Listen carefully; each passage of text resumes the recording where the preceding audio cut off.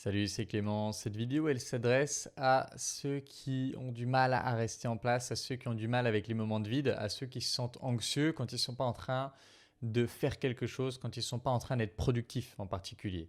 C'est-à-dire les moments, souvent des gens qui ont des grands rêves, qui ont des grands projets, et dès qu'il y a un moment de vide, ils se sentent anxieux, ils se sentent obligés de faire quelque chose. Et du coup, si vous vous reconnaissez dans cette situation, je voudrais que vous vous posiez une question. Et cette question, c'est quand ces moments de vide arrivent, quelle est la peur qui survient ou quelles sont les peurs qui surviennent? Quelles sont les pensées que vous vous dites à ce moment-là et qui vous déclenchent ce sentiment de je dois faire quelque chose, je dois être productif? Il y a forcément une peur derrière ça. Et c'est une idée qui est venue d'un coaching que j'ai fait ce matin, où en creusant dans ce « ok, ce serait quoi la peur par rapport au fait de rien faire, ce serait quoi la peur par rapport au fait de s'arrêter ?» Et au début, c'était des choses assez banales, entre guillemets. J'ai peur que si je fais rien, alors là c'était par rapport à des problématiques, on va dire, sociétaux, politiques, j'ai peur que si je fais rien, le monde continue de se dégrader, etc. etc. Mais quand on creuse plus loin, on s'est rendu compte qu'il y avait une peur beaucoup plus profonde que ça, qui était pour lui la peur qu'on lui prenne ce qu'il a, la peur de perdre ce qu'il a, la peur de perdre ce qu'il a construit.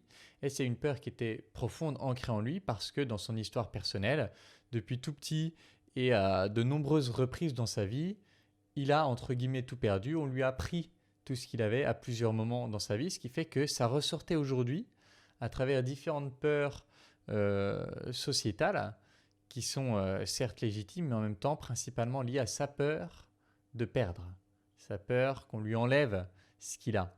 Et donc, si on prend l'exemple de cette personne, s'il arrive à apaiser, déjà à reconnaître dans ces moments de vide que c'est bien cette peur-là qui le frappe, la peur de perdre ce qu'il a, et qu'il arrive à apaiser cette peur-là, alors il pourra être à l'aise dans ces moments de vide. Et il pourra utiliser ces moments de vide, soit pour avancer sur ses projets long terme, soit si il ne peut pas ou qu'il n'a pas envie, faire autre chose, c'est-à-dire jouer, globalement jouer au sens large, c'est-à-dire faire des choses qui l'amusent, faire des choses qui lui font plaisir et qui lui donnent le sens que la vie vaut d'être vécue. Et donc pour moi, c'est vraiment systématiquement, je parle des gens qui peuvent pas s'arrêter d'être productifs,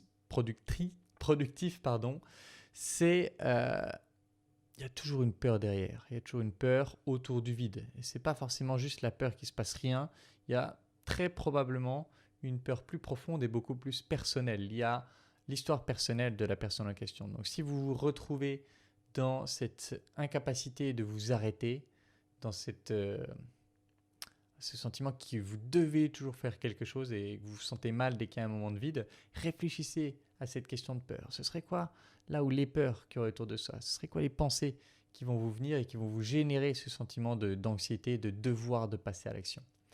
J'espère que cette vidéo pourra vous aider et comme d'habitude, si vous voulez travailler avec moi, si vous voulez que je vous coach par rapport à ces problématiques ou par rapport à d'autres, si vous voulez que je vous aide à avancer sur votre chemin, n'hésitez pas à postuler à l'école des guerriers, je vous répondrai dès que possible pour qu'on puisse avancer et puis peut-être vous permettre de sortir des problématiques que vous rencontrez en ce moment.